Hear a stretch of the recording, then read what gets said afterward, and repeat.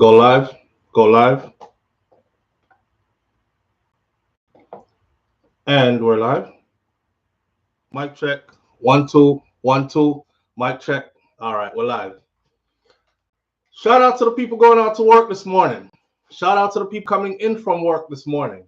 Extra special big up shout out to the people who work multiple jobs. I have the utmost respect for you. Shout out to my entrepreneurs, my stay-at-home moms and pops, my retirees. Shout out to the drivers.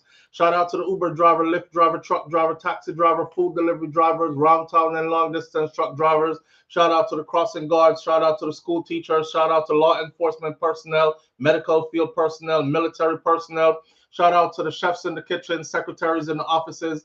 Shout out to the AC techs. Shout out to the engineers. Shout out to the garbage truck collector, the garbage truck drivers and the garbage collectors. Shout out to the security guards. Shout out to the payroll attendees. Whatever your job description is, shout out to you. Shout out to every single clean-hearted, good-hearted person who wants good for others as much as you want good for yourself.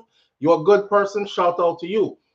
It's the end of the week. Today is Friday, and on days like these, we scream out loud and say, "It's the freaking weekend, baby!" Ha ha! Clap it up. Clap it up, clap it up, clap it up. Made it through another week. And you didn't do it by yourself, though. Yeah, the Most High has preserved us and has gifted us with this Friday. You see, I'm smiling because I'm feeling good, man. I'm up and healthy and happy and feeling good. I have no worries, no drama, no nothing going on in life. I'm savoring the good moments. Because you know how life stay already, right? It hands you lemons sometimes, but right now, everything is good. And even in the midst of everything not being good, we still give thanks. See? Yeah, so here we are. Shout out to some people real quick, and we'll get into the topics we're going to talk about this morning. First of all, straight off the bat, SouFlo, why the live start so late on a Friday? Okay. On the note, so we are family. So I'm going to explain to us so everybody understands, because I owe you that. Wifey is on her nursing journey, so the schedules have changed a bit, right? Like I feel I jump up now, and I gotta drop the daughter to school. Our children go to different schools, so I have to drive a distance, go drop my daughter to school, then come back. I will drop my son to school first, then come back and then drop my daughter to school, and then get them ready and do all the things that wifey would normally do. Seeing, because she out of here early. She looks so sexy in her scrubs, though. I'm saying to her, say, yo, to spread out a nurse. I've been waiting on this. But that's what's going on. That's what's going on. So we have some changes going on, and we're facilitating those changes. Real life is taking place behind the scenes, right? So to counter that, this is what I have this is what I was talking about this morning. So there will be a new live schedule, which will probably be from 6 a.m. to... So shout out to the people who originally started this Morning Thoughts journey with us. Y'all remember when I was in Texas on contracts and used to travel the southern states on contracts, and we used to have to be in at the therapy gym at 7 in the morning. So Morning Thoughts used to start from 6 to 7. Well, we're probably going to do that, but we're going to do 2 Morning Thoughts now. So there will probably be one from 6 to 7 a.m. So the older crowd who was there before, and the people them who we have alienated because they go off to work from old dark hours, they'll be able to tune back in again. So from 6 to 7 a.m. we're going to do one, and then from 9:30 till 11 or 11:30 we'll do another one. That will give me space and time to be able to take the kids to school, jump back in, and you know what I'm saying? So we're going to split the topics up. Instead of doing like a 3-hour live with 6 different topics, we will probably have like 2 lives with 2 topics to one and 2 to the other one, or something like that, right? So we're going to work it out and tweak it a little bit so you get your money's worth for that, for lack of a better term then. See? So that's where we're at with it. Yep. I meet you, I call all. No, missy, me I talk about the old people as in, not the whole way I get old. The old people as in the ones who, the older audience. Boy, this can't come off right. All right, me don't try.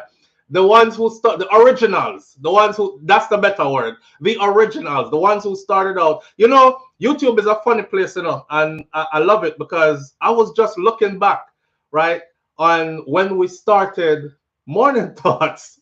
And I was in the vehicle, dressed up in my scrubs, and I'm like, Morning Thoughts. I used to do it on my phone. So I mean, I put the phone right there, so I go, Morning Thoughts, Morning Thoughts, Morning Thoughts. These are my thoughts in the morning. That's why it's called Morning Thoughts. And then we hit 2 topic, and then boom. Before it used to be also be like 45 minutes, probably 30 minutes long, if that much. And then we would have to run inside and go clock into the people them work and thing and these kind of things. So we're gonna be doing some changes to facilitate what's going on. You know what I mean? Wifey out here doing our thing. I'm super proud of her. Y'all know that already though. But now to see her actually on the ground, out at it, you know, getting up in them wee dark hours of the morning, put on our scrubs. I told her this morning, I said, I could share a little bit of personal stuff with y'all. Sometimes we're around each other so much, because she don't keep friends, and I don't keep friends. And no, for the people who say, yo, stop your wife from keep friends, because no, my wife is a grown, independent woman. From me meet her, she have one bestie. And she and the bestie was besties from children age till now, right? And them a big woman now, and them still a bestie them whole life, and they don't have no other friends. Like they don't have a bag of friends or anything. So it's like she and my friend and me and her friend. We don't have no other friends. So we be around each other so much because I've tailored my schedule to where I work from home like 90% of the time, 95% of the time. And then she was doing most of her, she'll go into campus sometimes with her schooling, but most of the time she had those schooling at home as well. So she in a one part of the house all day, I do her thing, me in our next part I do my thing. And then when we're done doing a little thing, we meet up, and you know, a lot of the times or sometimes there are grievances and disagreements and argument, but some unnecessary argument, and then them just get out of control. And it started getting to the point where it was like, maybe we're being around each other too much. We're starting to feel like, you know, we not value each other as much as before, or we're starting to take each other's company for granted and these kind of things. So I tell her this morning, I said, you know, my dream is coming true. We're gonna have some time apart now, some space, and then we're gonna be missing each other. So when time you come home, we have some good something to wait for you and these kind of things, and send her off to our day with, you know, a lot of hugs and kisses and laughing and stuff like that. So, and I always said that when we were arguing during the day, I said, you know, so if one of we did dep on somebody clock somewhere, we wouldn't have time for this foolishness. But we're up under each other so much. So all these things are coming to fruition now. It's an exciting time in our life. And just watching her go through her journey and being there to be there with it, to experience it with her. Shakira Live just popped up. Shakira Live just popped up. Oh, you guys would miss each other. You guys would miss each other. Yeah, Missy Brum Brum says Shakira Live just popped up. All right. Traveling therapy days. Yeah, man, I remember those days. So here we are. And this morning we have a couple of things to talk about. We're going to be here for about, it's 10 o'clock, about an hour to an hour and a half. Because after an hour and a half is my max time, I got to pick up my daughter. Again, the stuff that wifey would used to do that I didn't have to worry about. Me have to do it now. So we're pumping out the content. So just stay tuned to the channel because there are some changes and I don't want you to be alienated. All right. Yeah, man, we're going to miss each other. And the missing part, I'm going to make it even better because you know how that go already. Right? And things get intensified because I miss you so much. Yeah, man, I look forward to them something. Hey, yo, where do we start out this morning? A ridiculous incident happened yesterday. We could start out there. Plane crash with a military helicopter. For those of you who know me, you know I did quite some time in the U.S. Army. A Black Hawk for me is not just a military helicopter, but if you know, there's an old movie that's called Black Hawk Down. I don't know if y'all know that movie, Black Hawk Down. If you don't know it, you can go look it up, right? So these planes are usually operated by highly skilled individuals, and they are used on missions that are, how should I say it then? Sometimes it's secret missions, sometimes it's highly covert, sometimes it's some Delta Force mission. They go in and go into enemy territory, extract individuals who have been kidnapped or who are being held hostage. They are used to carry high-profile individuals, etc., right? Seeing what happened with the commercial airline, in my mind, that should have never have happened. In my mind, also, I'm super weirded out by what happened. I watched the video. I saw how the Black Hawk approached the commercial airline, the American Airline commercial airline. I saw how it approached it, and then the collision, and something is way off. So you know, Nans, it's heartbreaking. Yes, a lot of people lost their lives. Yes, I believe it was 64, 65 people lost their lives. A lot of progressive, productive individuals were on it that lost their lives. There's a sister there who was about to start her first year as a professor of law, I believe at Harvard University. There were skaters, there figure skaters who were highly accomplished. A matter of fact, I think a couple, meaning man and woman, they were like the 1995 Olympic gold medalist champions that were on that flight as well, amongst other people who were movers and shakers, going places, doing things, and accomplishing great things in life, right? That's sad. But I'm super weirded out because my mind is telling me that something is very off about this. This wasn't just an accident. You know what I'm saying? I don't want nobody come call me a conspiracy theorist. I want people to look into what happened. I'm telling you this.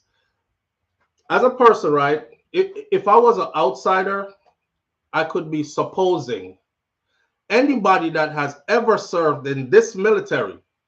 This is one thing that I'm super proud of.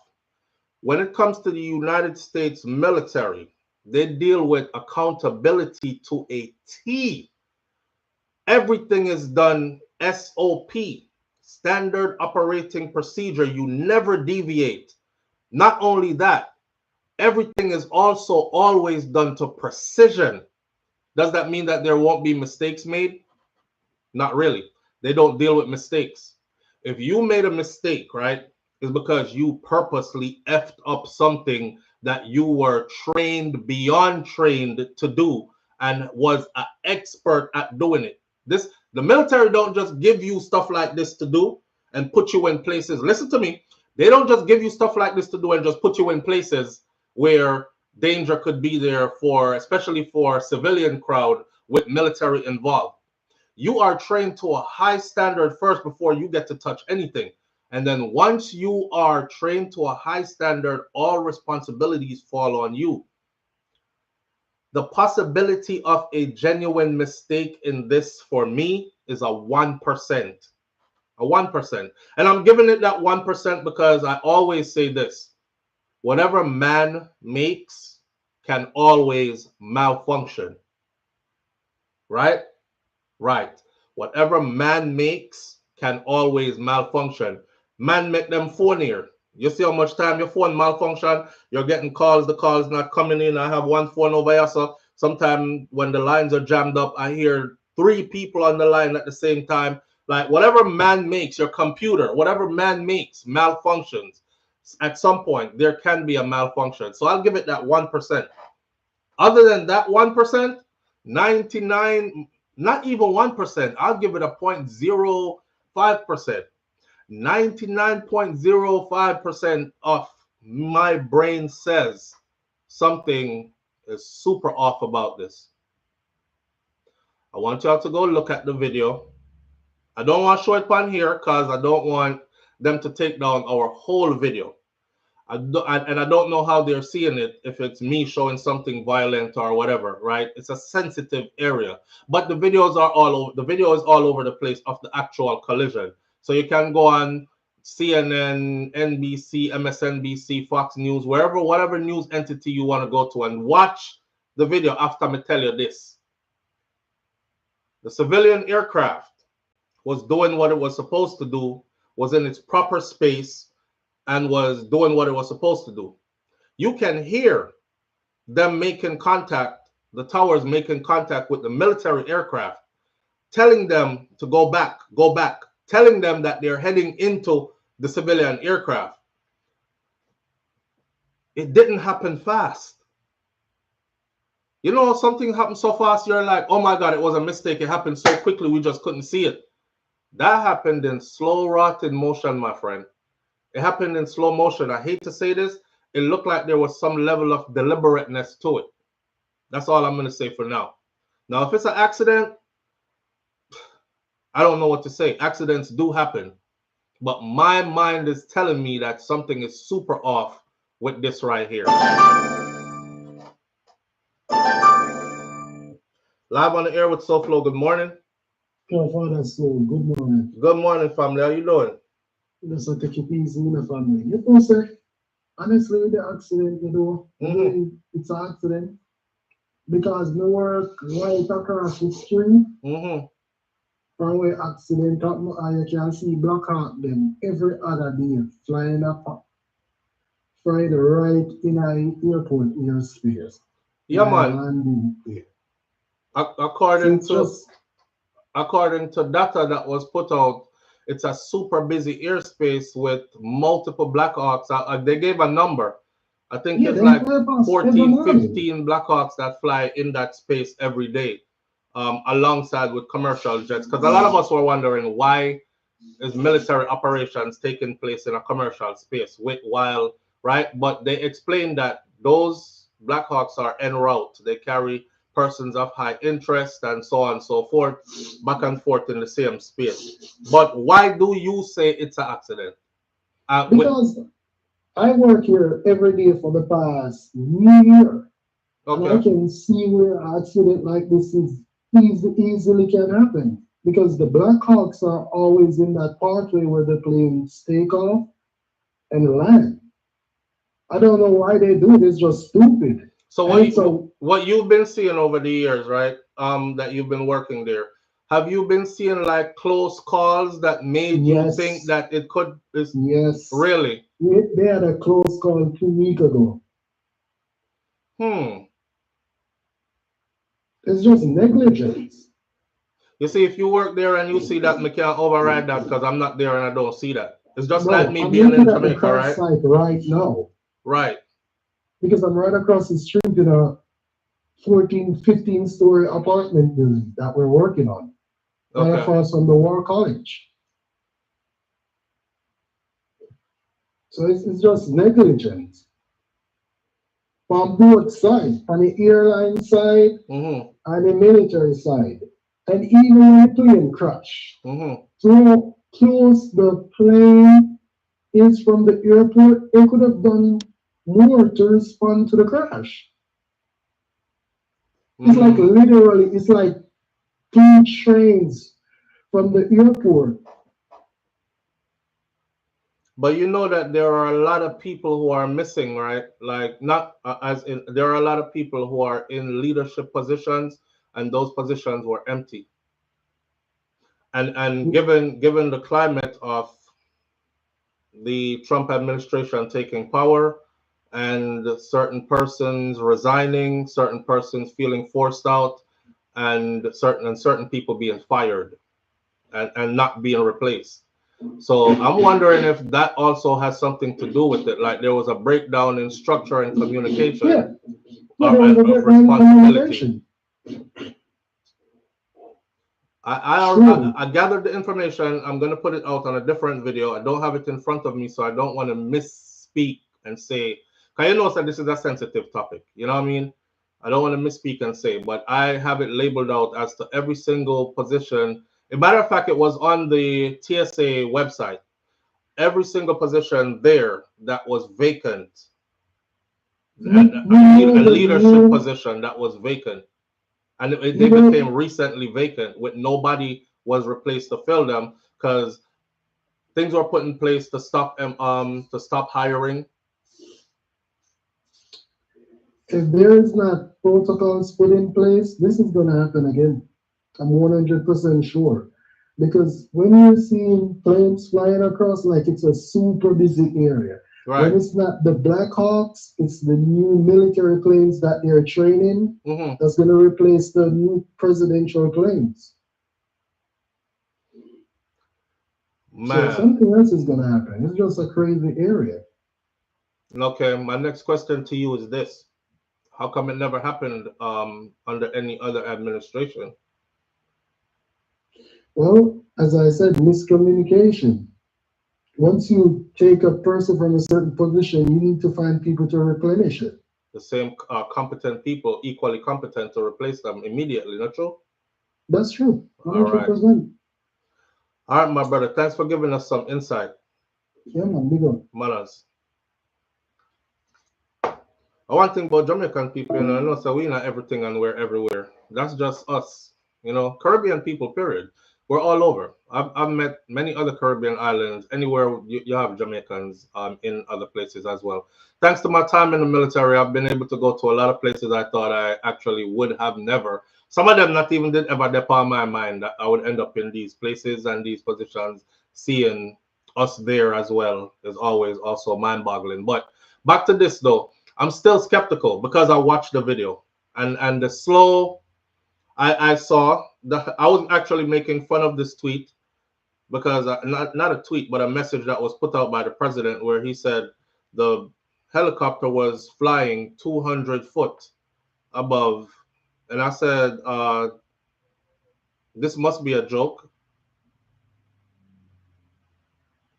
This must be a joke because who wrote that like this? So I saw that Charla is in the building. Big up yourself, Charla. I saw where it was put out that the helicopter was flying 200 feet above its limit of where it was supposed to be able to fly type thing. And I saved some of it. Let me see what I saved. No, yeah, man. Okay. Okay, so here's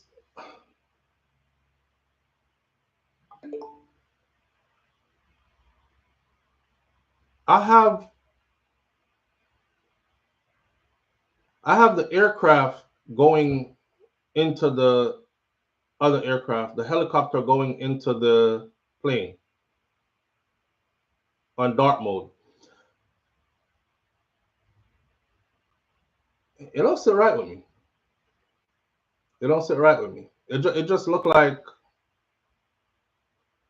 I don't know if somebody, I hate to say this, but we've seen this happen before. YouTube hates when you use this word too. You know what? I'm just going to leave this as it was an accident. I don't even want to say nothing. And I hate that this is so sensitive that I can't even speak. But I also know the repercussions of saying things that might be considered out of line. So we're going to leave it right there. So it's a sad situation. Our condolences goes out to the families of the victims in this. I saw one man saying, you know, he was showing the text messages and he was like, this is me and my wife. We were communicating back and forth. She's on that flight.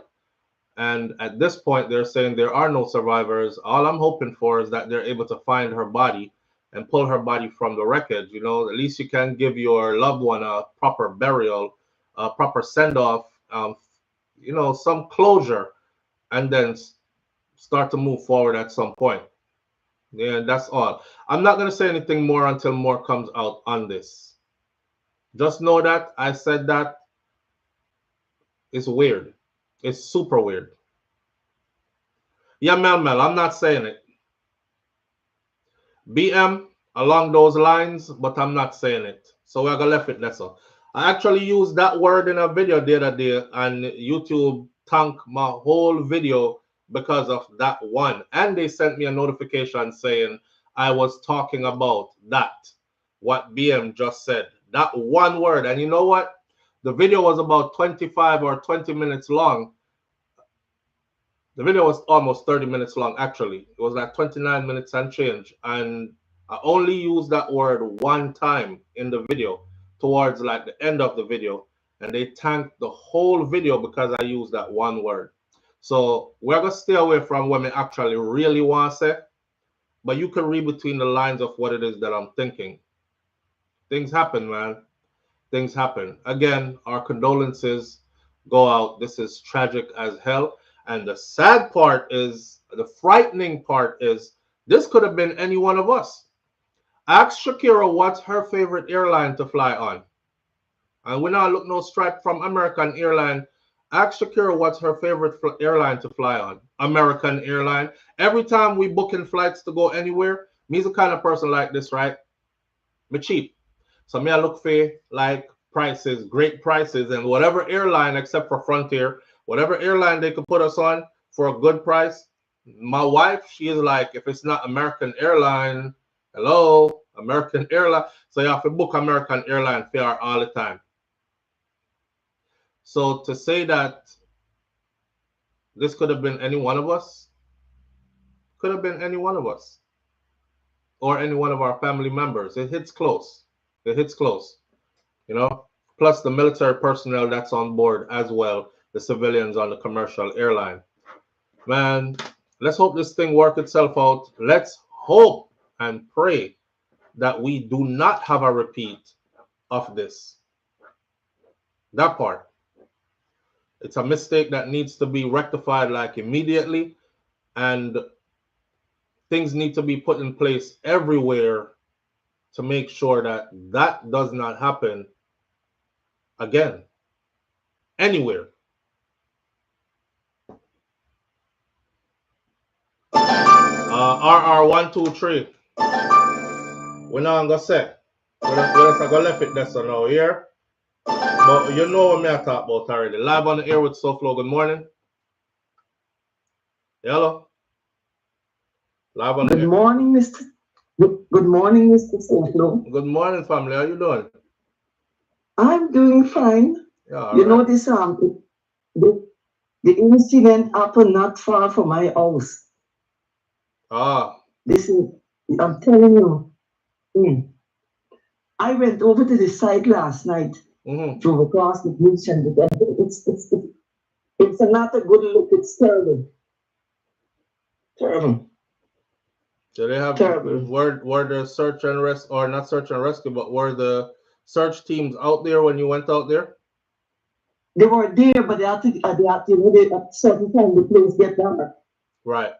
Dark, and they can't see nothing, and the water is murky and it's cold, right? Very cold and ice in there. It's ice. Right. All ice. Wow.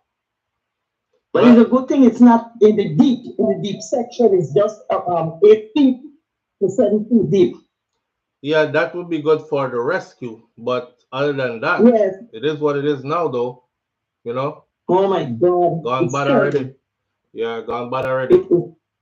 Oh my God, I tell you, I feel it in my heart. Well, it could have been anybody. It could have been any one of us going somewhere. Yes, that's what I'm saying. It could have been any one of us. And the plane was descending to land when the plane hit it. So the plane was coming in and the helicopter was going out. That's no. The helicopter was supposed to be flying about 200 feet. And the helicopter was more than 200 feet up. Oh, so the plane was just running the training mission like they said then? But you know, they're up and down all the time. It's something that they do all the time. Right, but my question is, were they leaving or were they coming in to land? Because they have to be doing one or the other. The plane was coming in to land, and the helicopter was doing the mission. Right. So he hit the plane straight. And burst the plane in half because there was another plane was coming to and saw what happened, and the plane went up. Boy. Over this incident. It's terrible. Terrible. Yeah, terrible. we send out our condolences, you know, and that's all we can do at this point, right? Keep them people in your prayers. Yes, I'm telling my bank is sitting up part of there too. All right. Lord of mercy.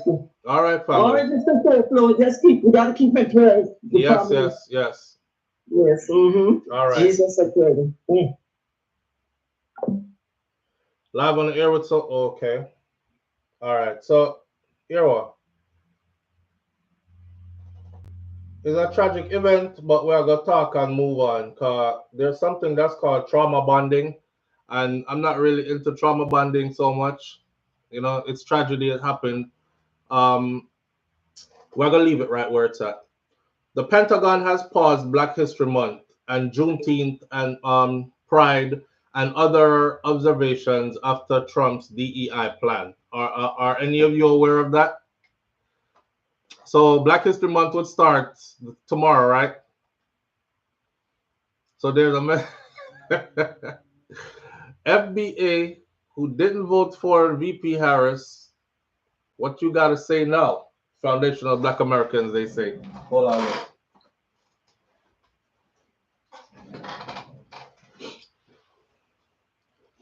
I'm super paranoid.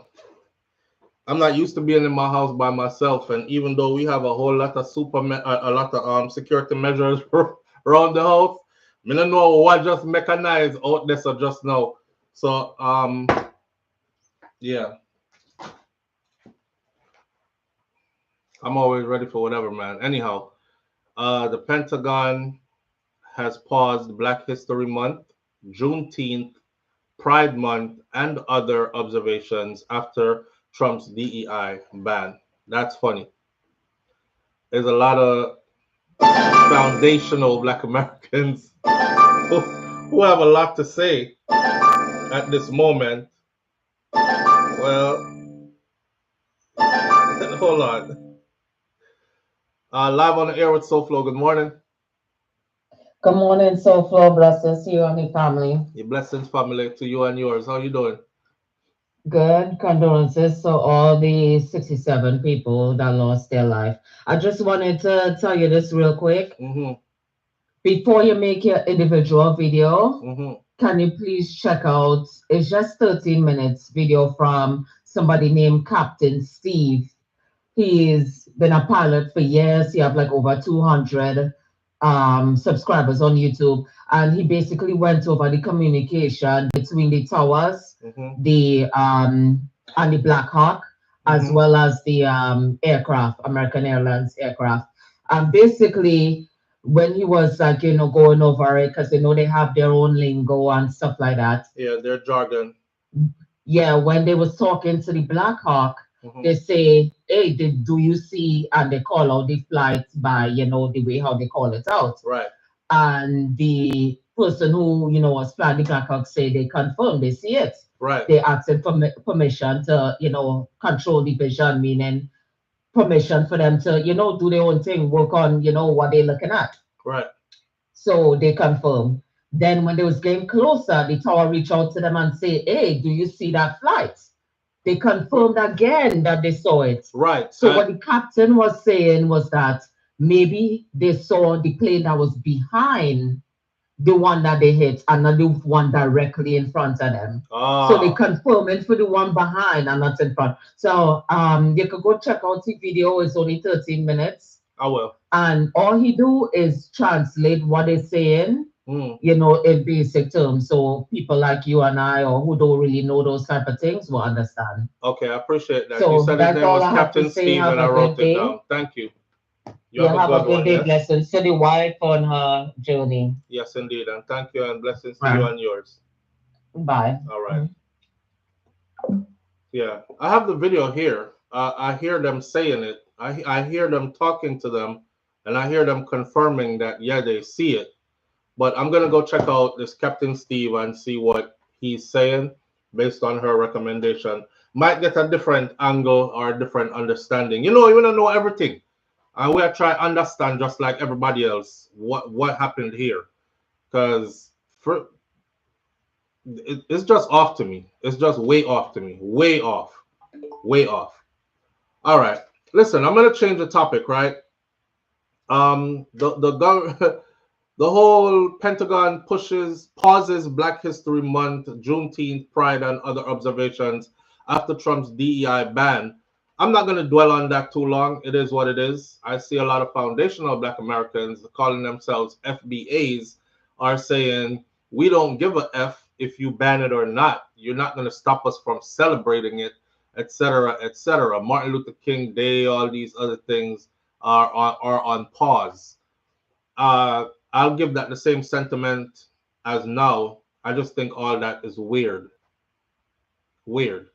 But not only that I think all that is weird, I also know that this is people getting what they voted for. And like I said before, I'm not mad at Trump one bit for, putting certain things into action. People are getting what they voted for. So I get a chance to see people get what they voted for. Yeah, that's that. Moving right along. We talked about the new live schedule, which we'll probably do a 6 to 7 a.m. for the early birds, and then we'll do a 9:30 to 11:30 for those who are able to tune in later on. See? Unless I have a class on those days, because I do my own schooling as well. So if I have a class on one of those days, I won't do it. But other than that, I'll keep you in the loop. There's a funny video here. It's not really funny, but it's funny to me, or we could add fun to it. There's a little boy that took off in his father's plane. And I said, if his daddy was a Jamaican or a Caribbean person, it would have been a deep issues. But before we go into all that, let's talk about this. So the deportation planes are coming in, right? They've landed. Do y'all remember me saying way before all this that the government in Jamaica needs to have, me get cussed for this, Me get cussed for this, them send me up under me good mother and everything. Don't mean your people them no good. Some of the people them already did time in a prison or foreign. And you want come talk about lock them up when them reach a yard. Go S your man. Right. Do y'all remember me saying that Jamaica needs to have, and I wouldn't call it a prison, but it would be something like that, because people would be confined to it at some levels. A receiving center. You remember that? When we said Jamaica didn't need to have a receiving center. And the receiving center would have different levels. Like Auntie Junie, who just left 3 months ago, run off in America and them catch her. She get a little work here and she did do a little thing and send some money back home. And them catch Auntie Junie and then put her up on the plane. She's back in Jamaica now. Auntie Junie wouldn't get held in the receiving center building for so long. She only left 3 months ago. She 30-odd, 40-odd years old. She know how Jamaica run already. She only been gone from home for 3 months. Process her, send her through, right?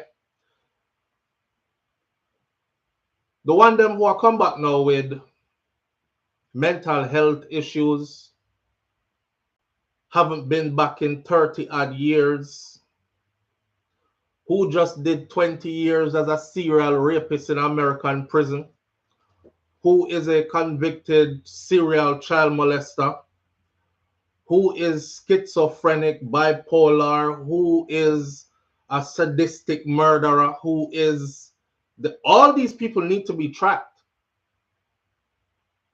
If Jamaica had a receiving center, we would be ready. So when I woke up and I saw the headline that says the government is now concerned about security risks that are posed by deportees, that's the headline for this morning. I believe it's the Gleaner headline for this morning. With I think it's Malahu Forte or somebody. Maybe it's not Malahu Forte. Her name is so easy to say. The other red lady with the low haircut. Forget her name. But because I don't have the article in front of me, but I just wrote down on my paper the headline from the article.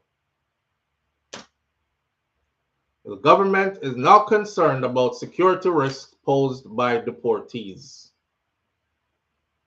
Why do we have to be so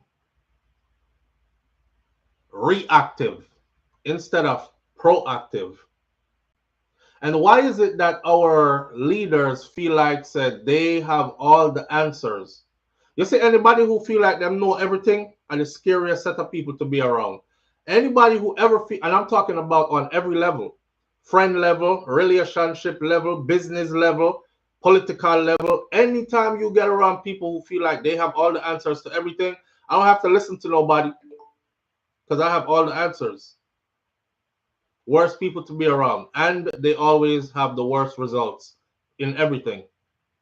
You know, along with that, I talk about a receiving center, and a receiving center that would vet these people out in different groups.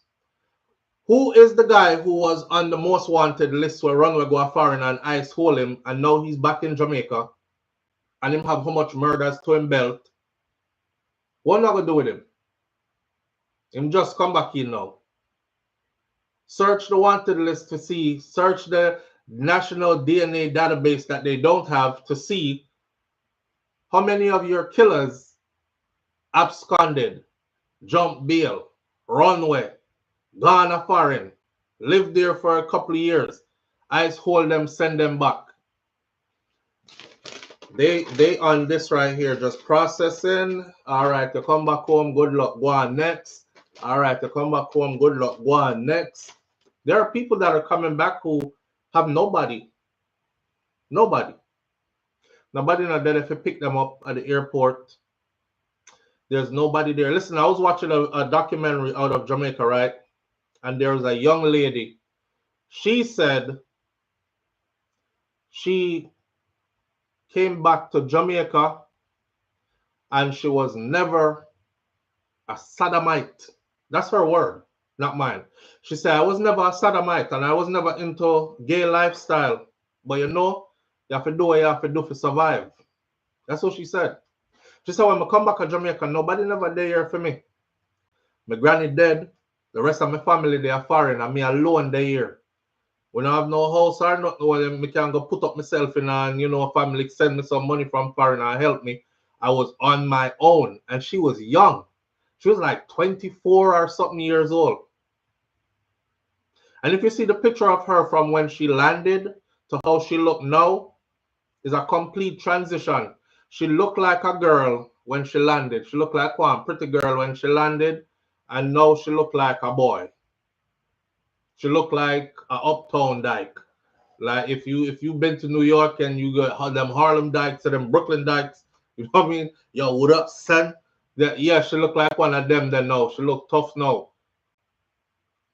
And she said she had to do it to survive. Because when you land in Jamaica and you don't have no food to eat, no place to go, rain start fall, you're hungry, this, that, and the other. She said there are people there who are ready to take you. Is a woman take her first. But the woman will take her, get her a place to stay first, wanted things in return. And you can guess what the things in return are and how them life turn out. So there's a lot of people that are coming back that are going to be victimized. My main concern for Jamaica is this. If ICE actually round up, because you know we are going to run, you know. That's one thing we are going to do is run. You see a ball come from where we come from. Run, them are going to run. So people are running up and down all over right now. There, from the beginning of time till now, there has always been people who were able to elude, evade, and get away. Until the next administration come in and say, okay, you don't have to run no more. Like we start the thing out for you. So some are going to run and some are going to get catch. Under these circumstances, how hard they're going at this, I'm willing to bet a great portion of who is running is going to get caught. Now, with all them there heading to Jamaica, you could see what the outcome is going to be already. You can see what the outcome is going to be already because they're not coming back to be like, oh, I'm going to go get a 9 to 5 and work. And people are going to be in survival mode. People are going to be trying to survive. People are going to be trying to figure out where we go from here. People are going to be in grieving stages. Damn, everything I had is gone. Me in a new place. Shit. I don't know how that place I run neither. Damn. What me have to do now? This not going to be good for the law-abiding tax-paying citizens of Jamaica, you know. And I'm not talking about everybody, of course, because they're in the story. There are people who, lucky them, they have arms wide open individuals who came to meet them, is anxiously looking for them. I see my brother Ray run and hug him up and cry with him, and no worry about nothing, man. Come home, you're there, your yard, we got you.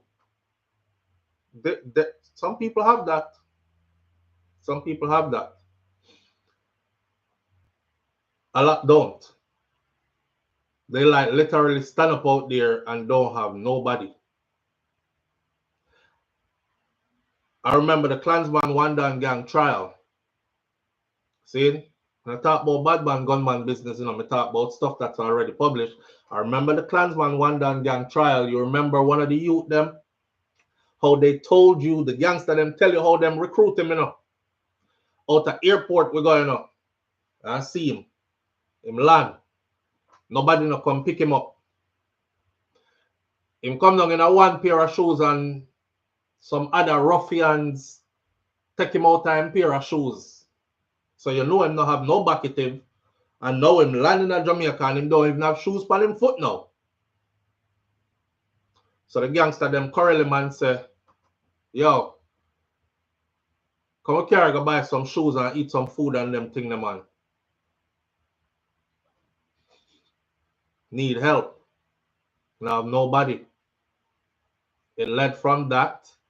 The poor youth, him coming like, the way how they told that story is coming like liquor youth to go to prison and everybody offer him things and him just take it from everybody. Man left sweetie pan him down, him bunk, him yam it.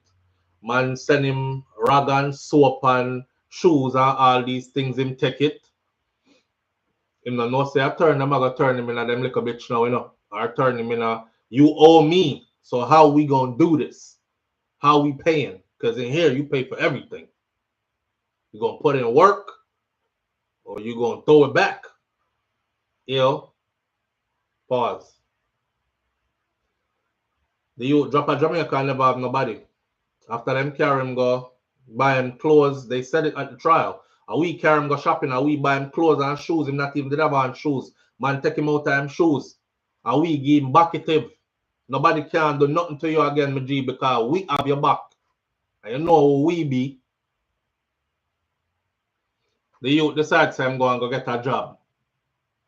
Him now want to run up and down and do extortion and yo, the dance, if you go over this one and do this and collect that and that. Him say him want to get a job. Him a stray from the program. Him go over the was it the grocery store? And him had the person at the grocery store will take up all of the cart them and clean up the parking lot and do all kind of something over there. So remember the part in the trial where they murdered him right there in the grocery store parking lot? There's going to be a lot of those coming back. There's going to be a lot of those coming back. When people are desperate, they do desperate things to survive.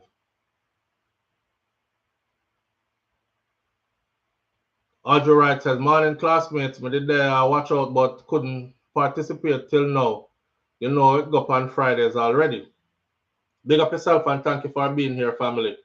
Them thief off all the money what them did need for use for build the big hotel them where man and wife are built. Sadly, you will have people taking their points. Yeah, you're gonna have pimps that are waiting for young, or not even young. You have people who are fly down with addictions, because you used to crush up little coke in your weed and smoke it on the day of foreign. That addiction don't stop. When you land in Jamaica, them a look for that. As soon as them land, yo, me need a coke spliff, bro.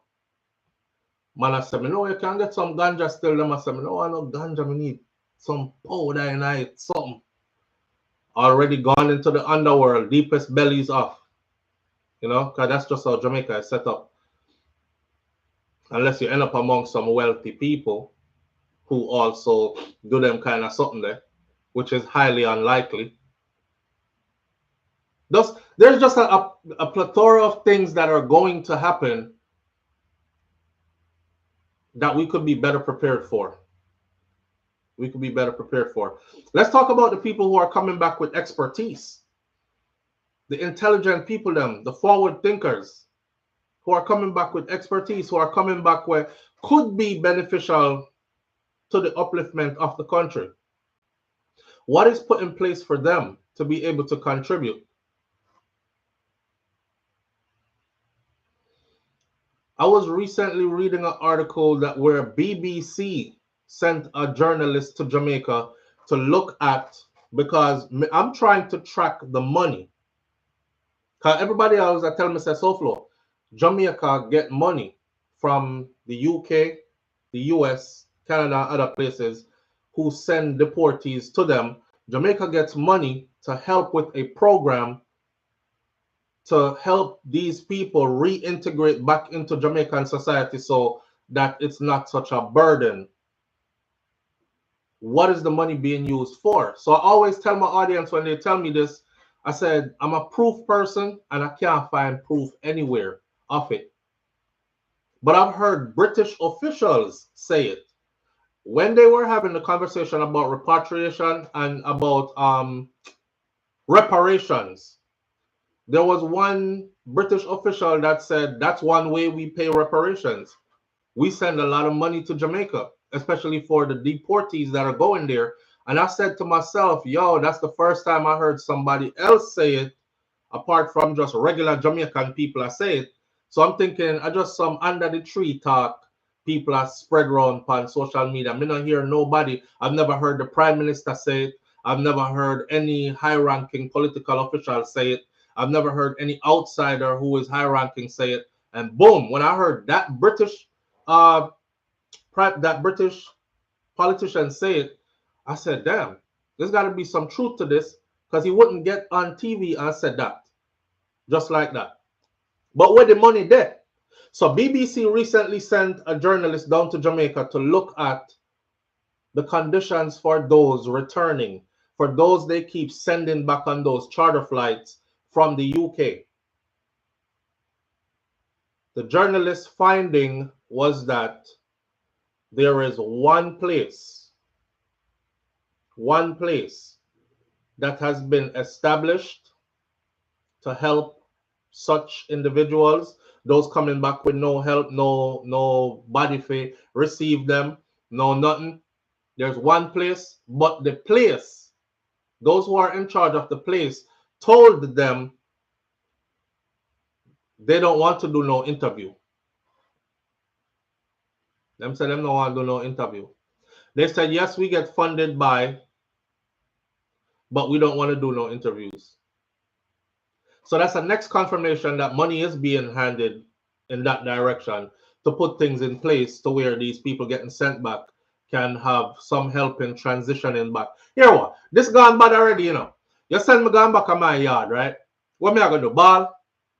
I'm a yard. And as much as I was running from it, I mean, except for those who were literally running for their lives, them me feel sorry for. If you did literally a run for your life, like man hold you and chop you up or bust gunshot after you and them still a look for you and all that, I feel sorry for you.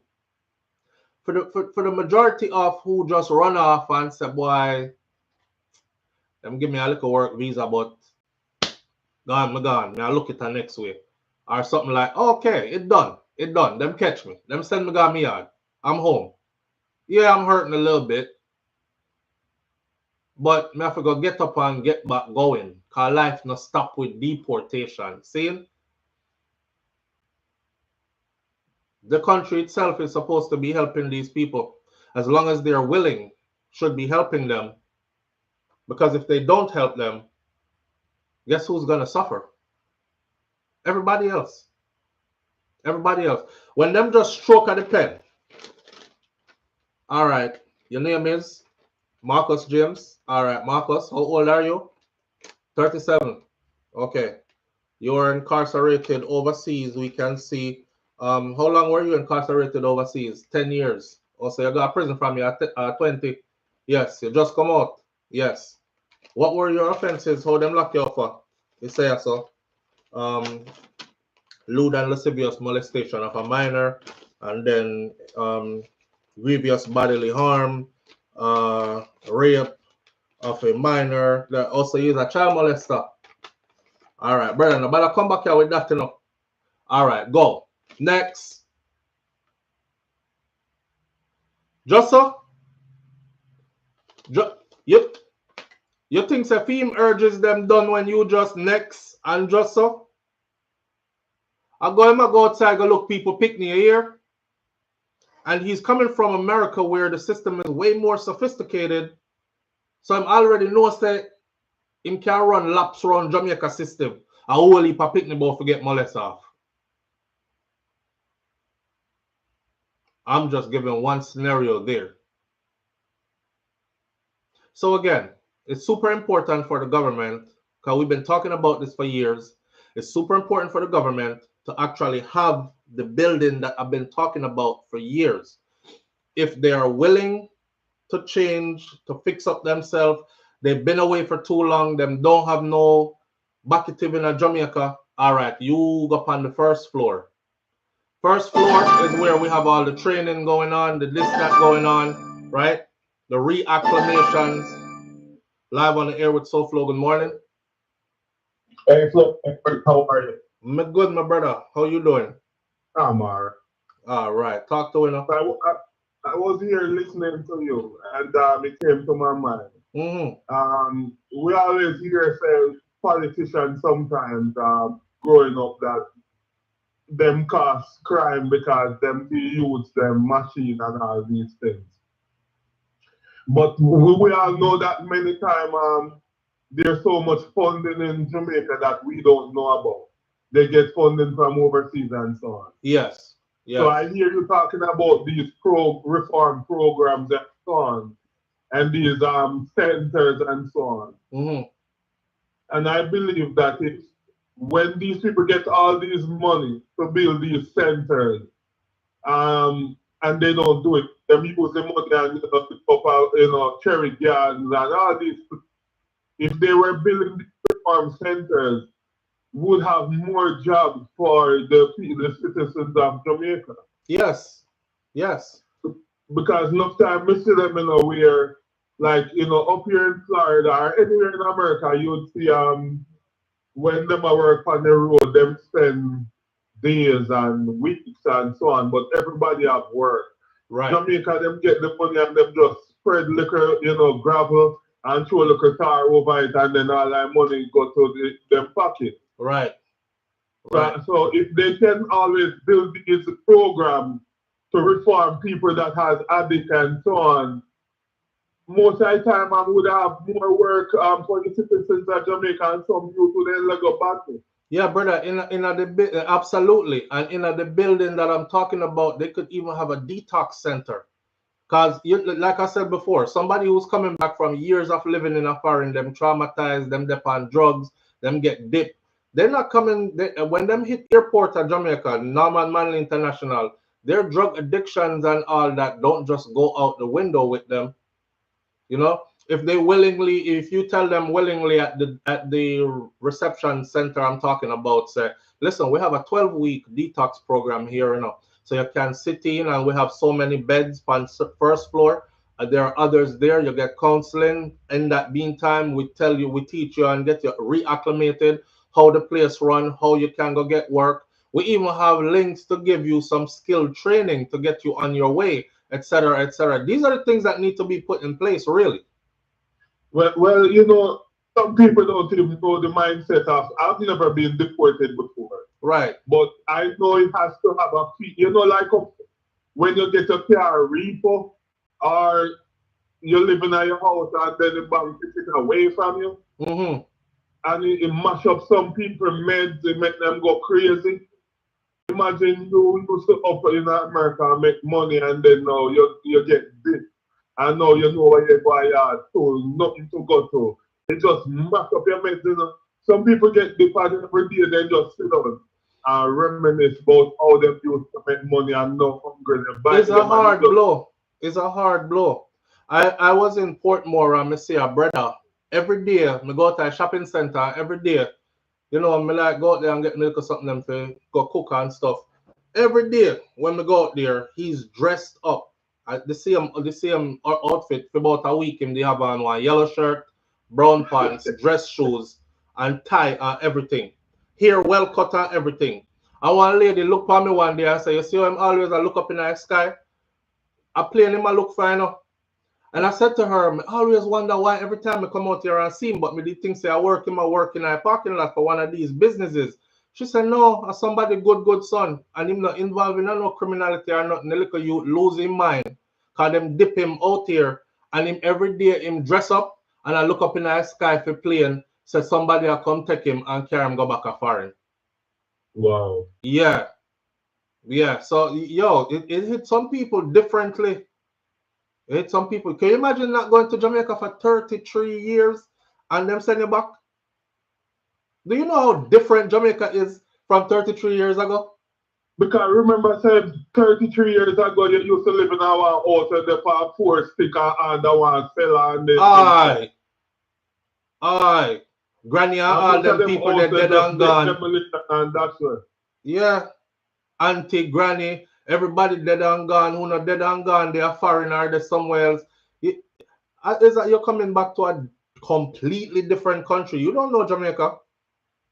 And when I work, most of the cars, all of your citizens them migrate. You're up there a long time. And when this last set of your generation finally reach a foreign, you say you have to go back. You have to go back a yard.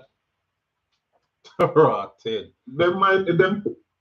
For real, I mean, sometimes when you look at that, man, because I know sometimes, even if you lose all just your regular iPhone and maybe have to go back to a banger phone or uncomfortable you will. You know, it's just when the time you have to be demoted in any way, much less deported. You know, if you have business in Jamaica and you have maybe a 3 house or you have maybe 3 cars on the road and you dip, you get deported with your head rolled up high. I say a long time you want, you know, get rid of America. But when you know you go back down there to nothing. To nothing. Nothing. Not even a place for stay. And then now when you beg a man to work, and then you work and them all a style and this and say, yeah, deported boy. America, it just make us zone out. Yeah. Yeah. And now you see all the man, you know, a man say, yo, you dip. You don't have nowhere to go. So, more just give a little $3,000. You know what you use him and use you. You just go sharpen your machete and start. Like your weed grass or chop kid. Because you don't have nothing to live for, no. Let me take serious thing make joke, bro, but that's true. Me I laugh because me have a video of this brother. It's a black American though. Him just come out of prison after him do how many years, and the old white man have him clean up him property and everything, and then they sit down in a vehicle in the seat, and the man say, he might give him $30 for his day's work. So the brother said, $30? That's all you gonna give me? That's all you gonna give me? Here the old man, yeah, you ain't work nothing but about 5 hours. So the brother said, okay then. Bang! I start to pump up the old man like car, so I see old man. The old man jump out time old vehicle, brother. The man said, you taking advantage of me. $30 for 5 hours of cutting grass and cleaning up your whole property, and you talking about, yeah, you ain't did nothing but work for about 3 hours. Mr. Rotted. Yeah, so yeah. Mindset. As I said, even when time cold, I'll speak with people before and they say, man, fucking cold out here and I have nowhere to go. I'm just gonna grab something. I'm gonna break a store so they lock me up so I can stay warm and eat 3 meals a day. Yes. And people do that all the time. All the time. But if you know their intention, shouldn't you like say, yo, you're staying on the street? Because you do this because you want to be in jail. So aren't they pleasing them? There's a vlogger that just him do good deeds. So he like pay bail money for people who can't bail out themselves. I don't know if you see this one. And him go bail out a man. The man come outside, him cuss him, him cuss him, him cuss him. He was be a F-bomber drop. And he was like, yo, you ungrateful. The man said, I was good for the winter, bitch. I ain't have nowhere to live. Now you bail me out. I gotta sleep out here in the snow. I gotta go do some other shit to get back in there. I said, damn. Yeah. Boy. Yeah, I feel off of somebody here, bro. But God, man, I do feel for the ones who. All right, then big up yourself. Manners and respect. I do feel for the ones who and to my Caribbean people, because I know just Jamaican alone, they released a list, and on the list you have the Haitian them lead the way with hundreds of thousands of them. Jamaica have 5,000 or something.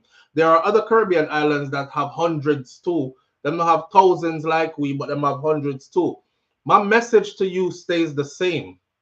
My message to the Jamaican government is about using the money for the right thing, not your brand new X6 and Range Rover and your big house on the hill and your fat pocket them. Use the money for the right thing, because the rest of good from that will trickle down throughout the society. You never know which one of those deportees you help that could actually elevate themselves to a position to where they end up establishing something to where they can help others as well who are in that same situation and relieve the system, and each one teach one. But for my people, when me always I tell you, say, uno no throw no stone back at you, because a lot of these people threw stones behind them. That's why they don't have nothing when they go back. You don't have no little one cousin. You don't have no little one auntie around you, so remember you. You don't have nobody where they know your grandparents, where they know you too. Lord, look on John and come back. Boy, we used to wipe your nose and wipe your body, you know, and wash your dirty nappy, you know. Make glad to see you're big and happy and sitting there. You don't have nobody. You don't have nobody, because a lot of you, when you did reach foreign, you did tell yourself, said this was it. I've heard stories from Jamaican families of family members that cut them off for no reason.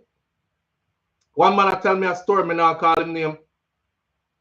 Him watch this and the rest of the family watch this. The man said at this time, close family member.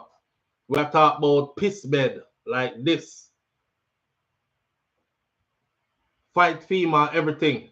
The man said from him get out and get a little visa and run off on it and then straighten himself. When him first made contact with him, the man talked to him one time. And when him go back to call him back again, boop, boop, boop, the number you are calling has been disconnected. no new number. And the man said, what me do him? Right? Somebody, them who they mutually know, met him again and gave him his new number. Him call him again. The brother say, how you get my number? So him say, oh, me never ask you for nothing, you know. Me just try keep a link still. The man say, no, I keep no link with nobody. He said to this day, he said it really hurt him to hear him actually say that. But to this day, the man no want link with nobody. He just feel like him reach up for him. Him life I go good. He want in him zone by himself. A lot of people out here do that. I mean, I tell you, said, don't do it. Don't do it, because you don't know what the future holds. I know you might not be involved in criminal activities, but sometimes people get caught up just by association. And sometimes you not even know, say, association, you associate with somebody who you thought would have never been in anything, kind of thing, and them draw you in. Me know people personally in the US that are Jamaican, family member too, that went to prison from straight up association and never in a nothing with nobody, right? Mr. Bram go handle that. I see you. So me as a person, fam, I make sure that I stay close to yard, even when time is solid as a rock, a foreign. I make sure that I stay close to yard, because I don't know. In my mind, I always think that anything could be taken away from me. I think I have that kind of drive there. I'm the kind of person like this. I can't have one income. Cause my mind always I tell myself what if something happened to that one piece of money there where you get every week that's all, or every month that's all, or every 2 weeks that's all. What y'all gonna do? So I say, you know what, Ross, man. I make sure say I want next set of income come in, yeah, so. Same thing for with yard. I make sure say if anything ever happen that I can't foresee. Live on the air with SouFLo. Good morning. Morning, my brother. Morning, family. How you doing? Your phone is super low. I don't know if you have us on speaker, Bluetooth, or. No, man. I don't know why they did that. Just cool, man. But we can't hear you, bro. you have to go amplify the voice. See? Happy New Year, first of all. Yes, same to you, King. It's good to see you and your family strong. See? You know, this morning, it's funny you said that. I'm going to show you our vibes. Mm-hmm. Just as what you said a while ago. And it's a lesson well taught to me. Mm-hmm. All right. You know that I'm a family man also. Yes. All right. Just to speed things up a bit. Things turn different. And 13-year relationship. Woman staying for me. And I'm outside right now. Living in my car.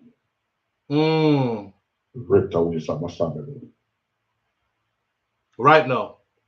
Right now, as I thought. But I'm going to show you something when you say, don't burn bridge and turn your back on people. Throughout the time from the 24th, the 2024, September the 17th, got turned out, got locked up. Later put on paper, potential rape. They answer my children then.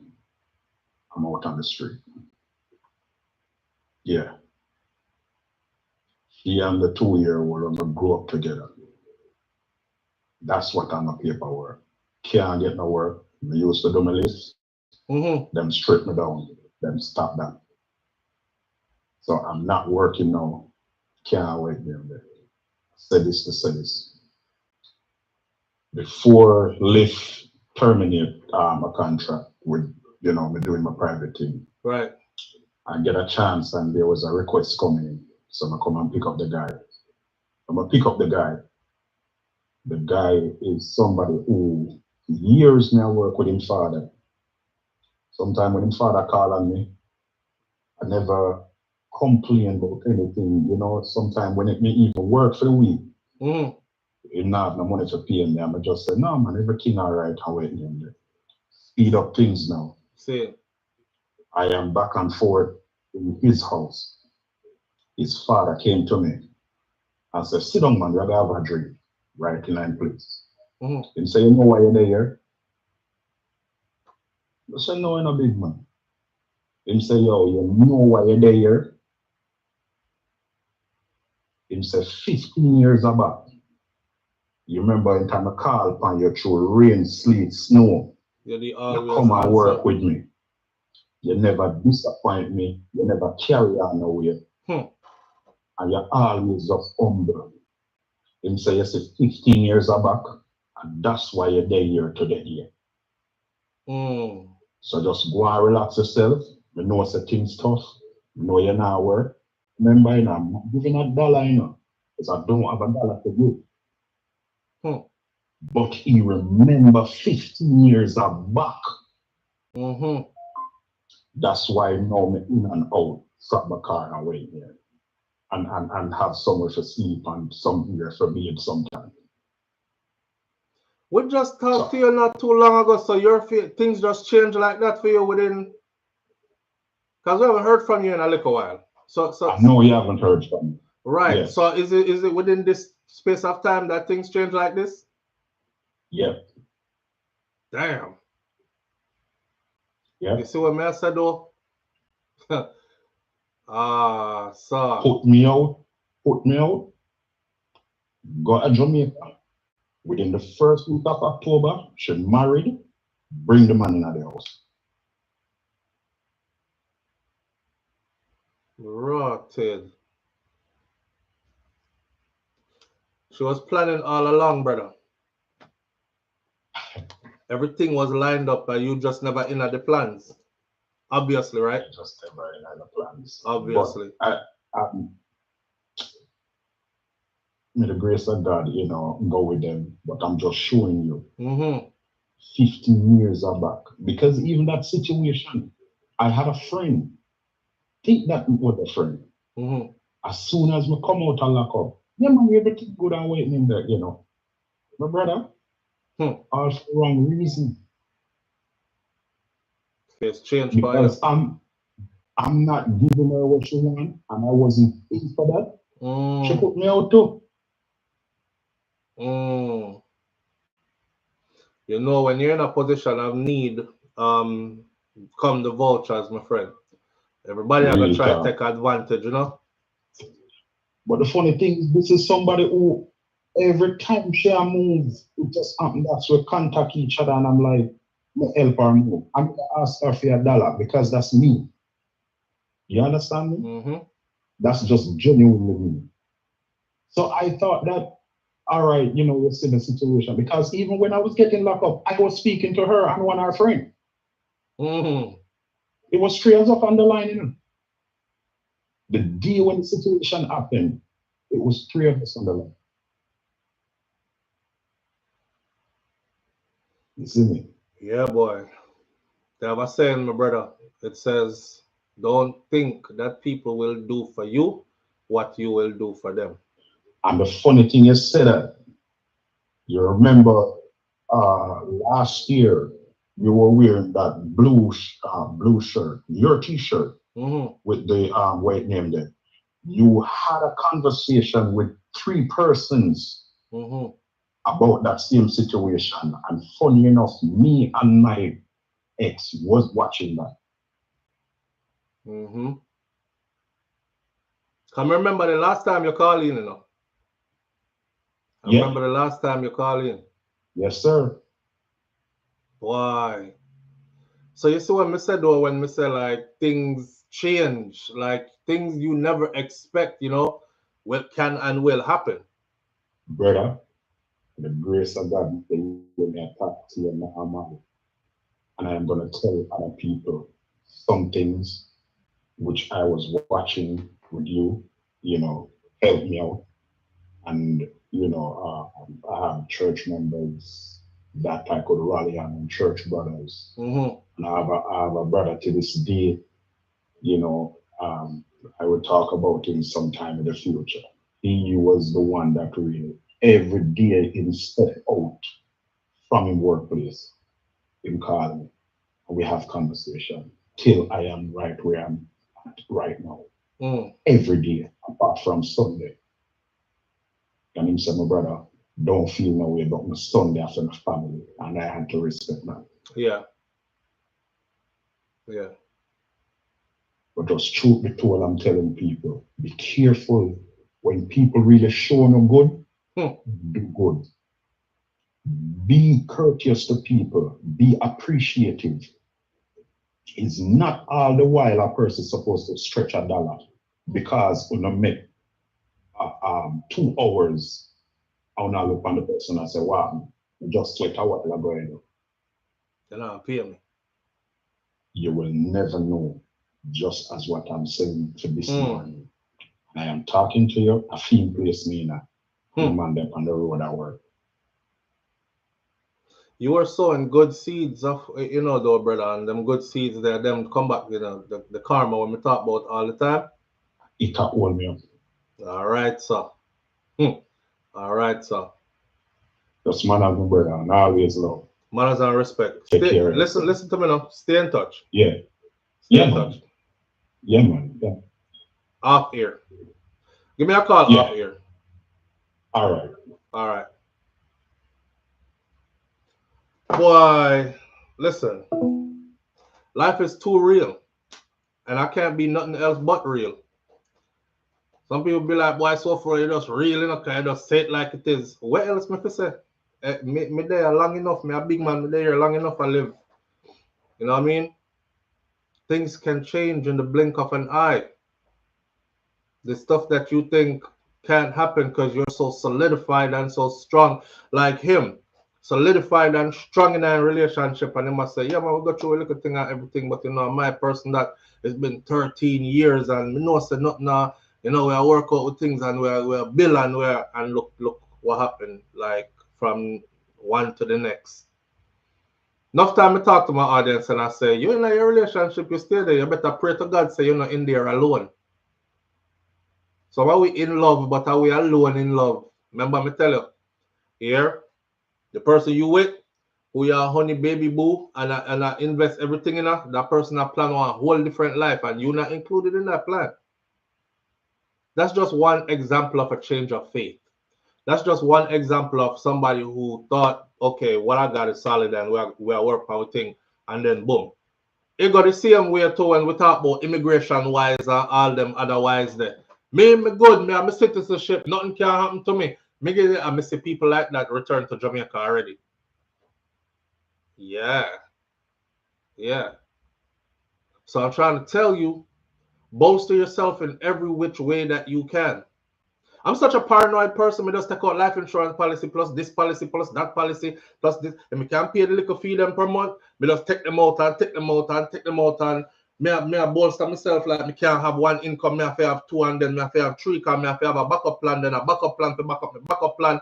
I'm friggin' paranoid as hell because life, and even in all that planning, life can make sure that all that get wiped away and you sitting somewhere on your face.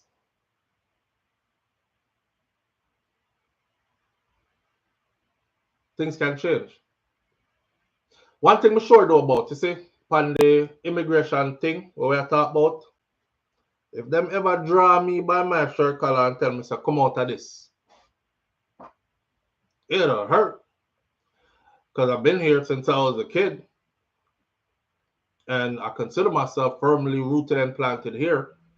I have things here. I have children here, all born here, etc., etc. But God forbid if some wild reason anything should ever go that way. When that plane hit the soil in Jamaica and bunks on the runway and touched on a stop run, I won't be one of the crying ones. I won't be one of the crying ones. I'll probably be one of the ones who are saying, you know, say a long time I did to come back on my yard though. That's too long, man. That's why I gotta make this happen. They have to force you out because you're never gonna move. You're gonna stay there. All right. Now you can put your other plans in place from yourself and keep it moving. I won't be one of them ones that be like, Jesus Christ, look here. Right, me end up a Norman Manley International. No, no. Which part figure? I have nothing. No, know nobody.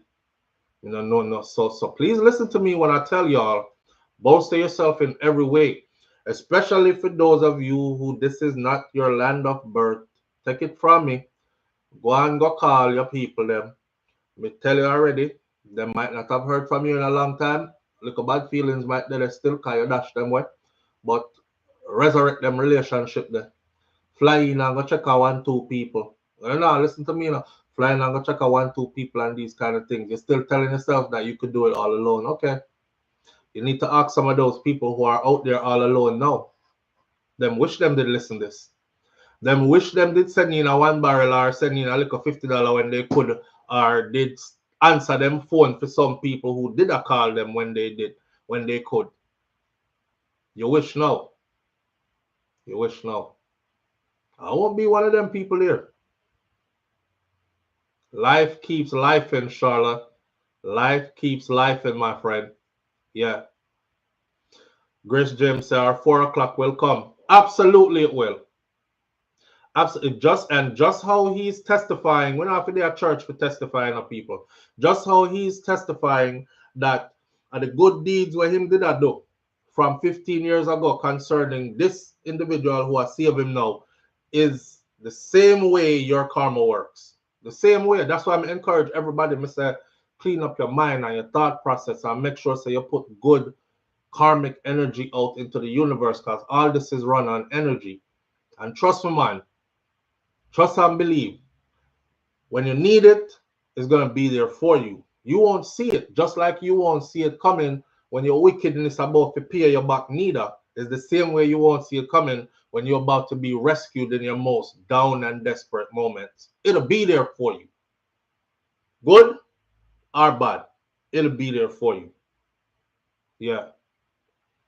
Yeah, Charlotte says, me neither, me kiss the ground. May I tell you, probably kiss the ground so hard this time, me chip up on me lip them. Because me know say, okay, this is it. Them send me gonna me. What me I gonna do?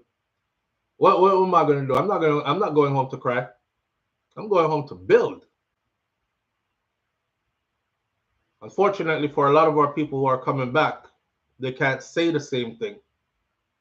They can't say the same thing. So yeah, government's supposed to do a certain type of thing that they're supposed to do. I'm super concerned that we don't even have a national DNA database in Jamaica. We have some serious. Talk about the good people, them. Talk about those who aren't criminal. Put out a disclaimer so our people understand that not everybody who is deported is a criminal. As in, okay, the U.S. considers you a criminal once you break their immigration laws. But a lot of these people didn't do nothing else other than that, right? They were here trying to work and try to straighten themselves out so they can help their families back home or whatever. So we need to lift up off of this immigration, off of this deportee stigma. Move on, go ahead, dirty deportee boy. We need to lift up off of that as well. Try to help your people as much as you can. You never know who you're helping, you know. You never know who you're helping. I'm in the business of helping because not that I'm looking back for somebody to help me, but I know how karma works. And I also know that if you put it out there, it'll come back. Imagine you down later on in the future and it's somebody who you helped 15, 20 years ago who can step up and say, no, man, you're not supposed to live like this. I got you. I remember you put me on back in 19 how long, and you not even remember them. That's how it works, right? So we're going to continue to sow these good seeds. But we must remember something among ourselves too.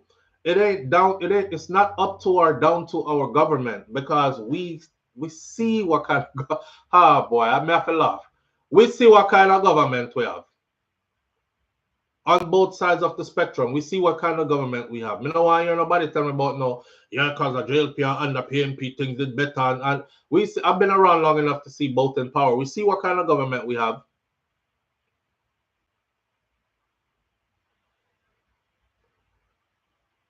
Largely, a lot of this comes down to us, though, as a people. So yeah, government have them thing they're supposed to be doing that they're not doing. Okay, we beat that horse to death. What about us, the people? What are we doing?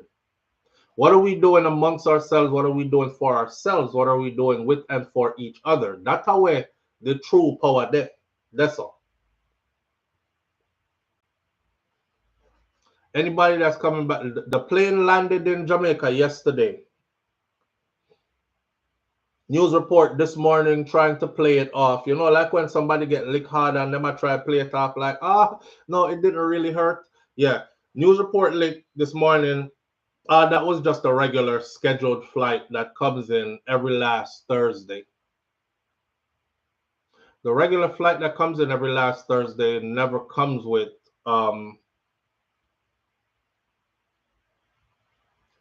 every last Thursday we get a deportee flight from the US. Well, now we know. We didn't know that before. Now we know. But they already told us to brace ourselves for many more. So either the schedule is going to change to where they start getting way more, and it's not just going to be every last Thursday, or the flights are going to get bigger and go from 10. Sometimes the plane come in at 10 people did that on it. 20 people did that on it. 17, 7, 4. It came in last night with 50 something. I forgot the number. It come in with last night. Let me see. 52, 54, something like that.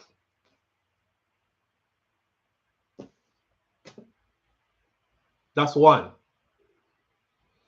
They already gave us the heads up and said the deportation orders have already been signed, cannot be rescinded. 5,120. ICE is actively looking for 5,120 right now. And as soon as they round them up, they're sending them off. What we are going to do? But encourage our people when they get home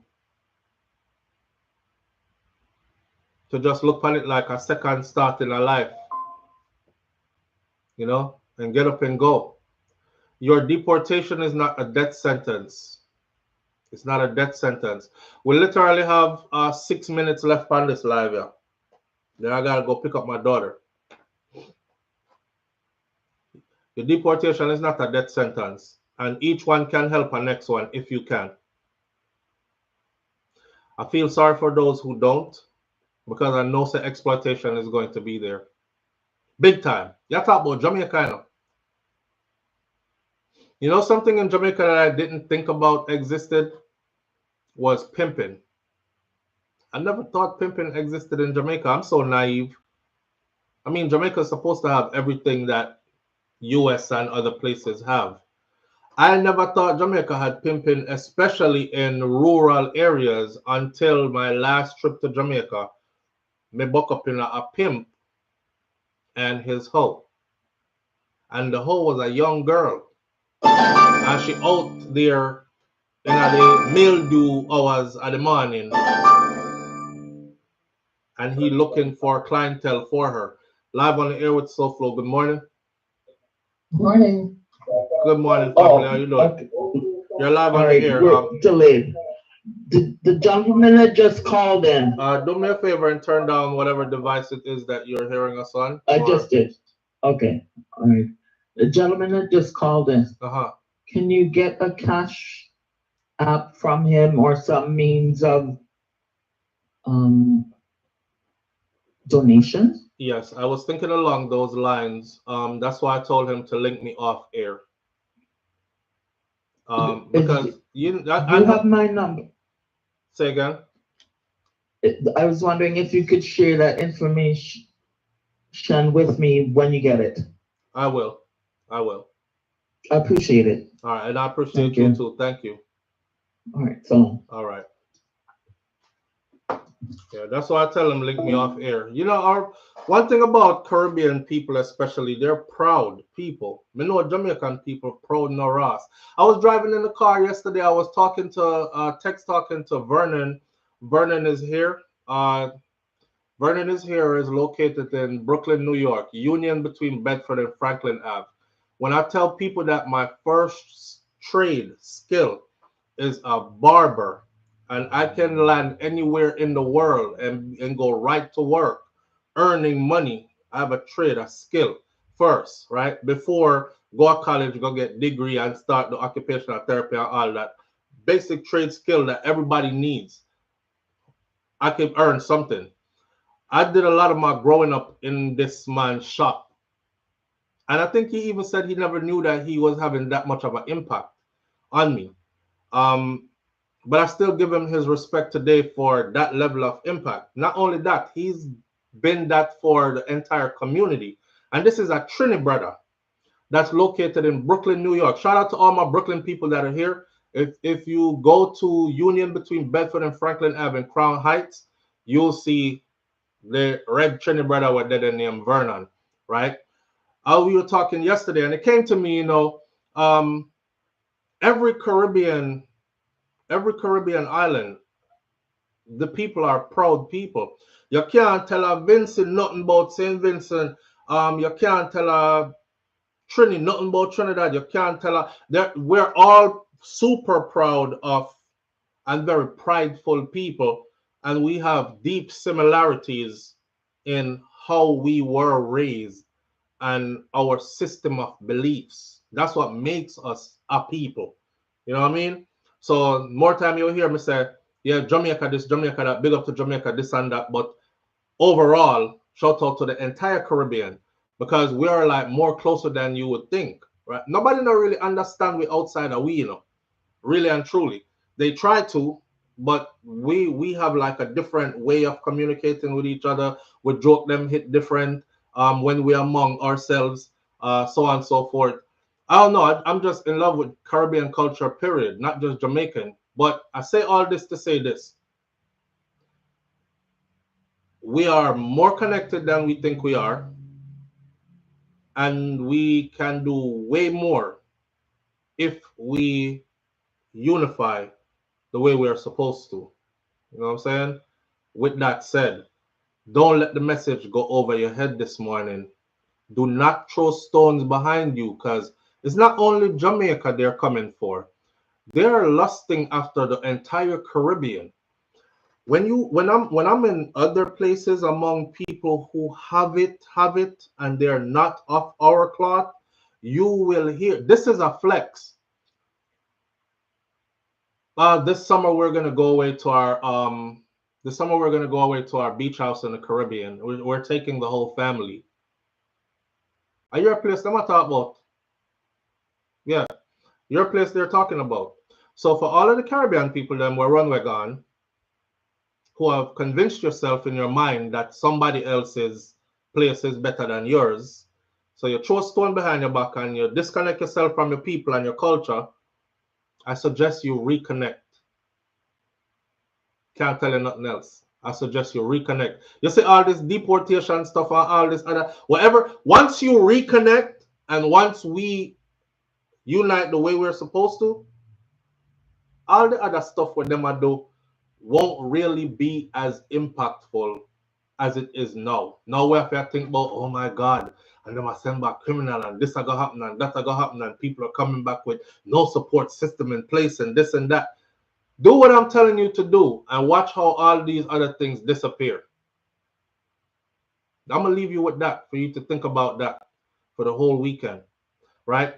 Introvert Naya says, very true. I would say you guys have more culture and village, beautiful ways of dealing with each other than American people. And I love that about you guys.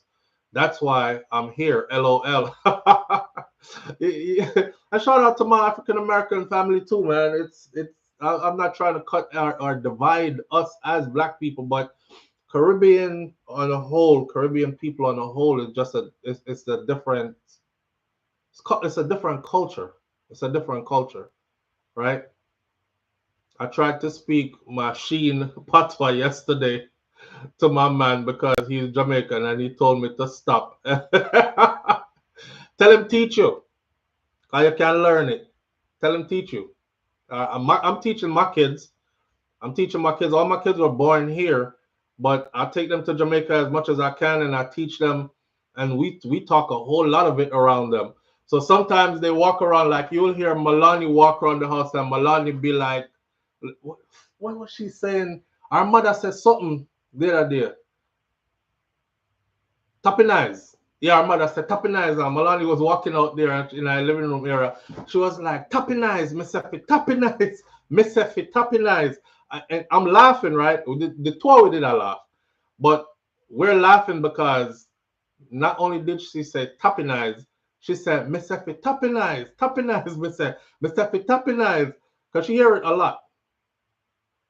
That tells us that we're submerging her in her culture, and she will know who she is or who she comes from, right? In future time to come, she won't be like, I don't really understand what they're saying when I'm around them. My mom and my dad are from there, but when they start speaking like that deep patois stuff, I don't really get it. No, my kids won't be like that. Them I go chat it too. Our last call for the morning, live on the air with SouFLo. Good morning. Morning, SouFLo. How are you? I'm good, family. How you doing? I'm good. You know, that guy that saw you, that is so sad to happen. You know, I don't know. I would never want to do that to a black, to do that to one of my own. It happens, to sister. The point where they can't get a job. It happens. It happens all the time, though. I would never do that, SouFLo. Yeah. I would never call the police and put a complaint to cause my own black, own men not to be able to survive again. Happens all the time. Never. Yeah, some people are just malicious, you know? No, SouFLo, I could never do that. It doesn't matter what we have. I know the consequence of that. So I wouldn't do it. That's you. Because that affects you forever. That's you. Oh my God. I could never do that. Yeah, that's you. There are plenty who and do. you know, I would like to be a part of that contribution. How do we do that? So this is my plan. After I speak to the brother offline, because I heard something mentioned there, which I'm trying to get deeper into. Yeah. Once we clarify that, I will bring the information public, and then we'll take it from there. So you know what it is in this country when something is against your name as a black man? I'm a black man in this country, yeah, I do. It's hard to survive. Yeah, absolutely. Oh my God, it is so hard. Yeah. But that's how that's all right. That we each one look out for another one, man. So that brother been with us for years. Yes, well, a good time. Yeah, he been with us for years, and when we didn't hear him, because he has a distinctive voice, so when we didn't hear him for a short period of time, I was wondering where he was and what was happening to him. And there he is, and he's going through things. So allow me to talk to him first, and then we will pick up and see what we can do as a community to help him out from there forward. All right, I appreciate you. All right, God bless you. Yes, all right, blessings. Okay. All right. All right, listen. We're going to leave it right there so this morning, right? Manners and respect to each and every one of you tuning in. I appreciate you greatly. Be good. Like my granny, Miss Ruby said. Be good. I don't think me keep my grandparents up here so for no reason at all. Okay? Miss Ruby said, among many other things what she said. I used to say Miss Ruby said so much. There were people who would come in the comment section just to say, a boy a lie. In granny never say so, you know, it just sound good what him say in granny say so. No, me know my granny. And my granny said a whole heap of things. And the whole heap of things I'm living them right now or watching them come to fruition right now. These elders that raised us know exactly what them did at teach we say. And guess what? I'm glad I was one who got taught by them, because everything where you get taught by them, you need it now.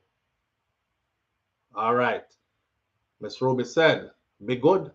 But if you can't be good, be careful. But it's best to be good. I know young people make up them kind of talk, my friend. My grandfather said, I will see you tomorrow. If God spare my life. That means I know you control this. You will go sleep tonight and dead. Here. So if God spare my life, I will see you tomorrow. Walk good, people. One love, and we will be in touch. All right? I'm out. Peace.